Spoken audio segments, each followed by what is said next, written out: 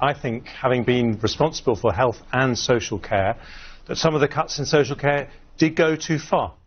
Research published today by the NHS Confederation, which represents senior NHS staff, suggests the health service is having to cover the cost of inadequate funding for social care, and it's calculated that spending on social care should rise by at least 3.9% year on year.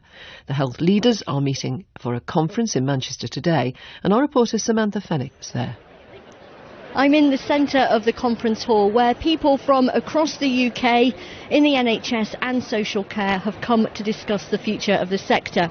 Now, earlier in the year, the government set out a plan, a strategy for how the NHS should be run in the next 10 years, and they allocated an extra £20 billion in additional funding.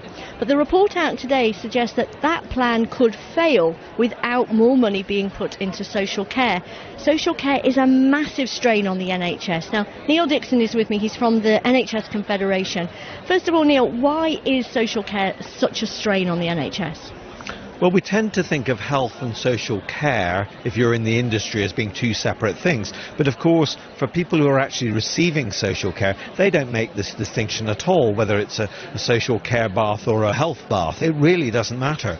And the reality is that as social care has been drastically cut to the absolute bone, it means more and more people are not getting access to those kind of supports for daily living. The effect of that is that more people end up coming to the NHS, being referred into NHS hospitals when in fact they could be better looked after in their own homes, and they get stuck in NHS hospitals because they can't get out because there are no facilities to enable them to leave.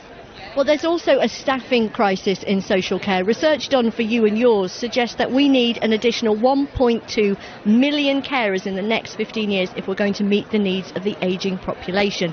The problem is that it's just not seen as a career. Listen to Rachel Smithlight. She's a carer, but she left the profession after 3 years. It's a very physically demanding job, and I got quite a bad lower back after a couple of years. I really think it's got a shelf life, that job. I was getting £8 an hour, but I wasn't, because I wasn't getting paid for travel time in between visits.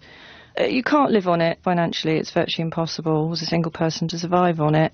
It started to make me emotionally quite hard, because you're just dealing with some pretty awful situations sometimes, people dying, and I started to feel jaded. I didn't want to be like that, because I don't think you should do a job like that if you're becoming like that, to be honest. Niall Dickson from NHS Confederation, she says there's not enough money to live on if you're working as a nurse in social care. Now, NHS staff have had a pay rise. How's that gone down with people working in social care? Well, I think it's very hard, because the answer is, rightly, the NHS is now paying nurses a bit more than they did before. But the reality then is, of course, that it becomes attractive for a nurse who's working in social care to move across to the NHS. And we don't want to cannibalise one bit of the service with another.